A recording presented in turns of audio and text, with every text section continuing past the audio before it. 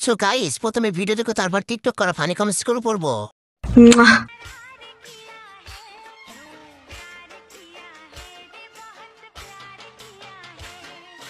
আপনি তো সেল সেলায় বেচতে যাইবেন। तो चलिए शुरू करते हैं। ভাবিকে একটা বেড়া কিনে দিলে কি হয়? কয়দিন আগে তো ছোট ছোট দেখছিলাম, এত তাড়াতাড়ি বড় হলো কিভাবে? সাইজটা অনেক বড় মনে হয়, 48 হবে, কিভাবে এত বড় করলো?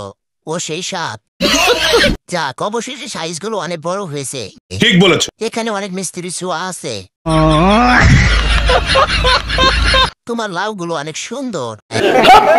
বুঝি না এই বোকামি একটা বেড়াইয়ের দাম কত? টাকা না থাকলে আমার কাছে থেকে নিস। এত টাকার প্রয়োজন হলে হোটেলে গিয়ে 500 টাকা শর্ট।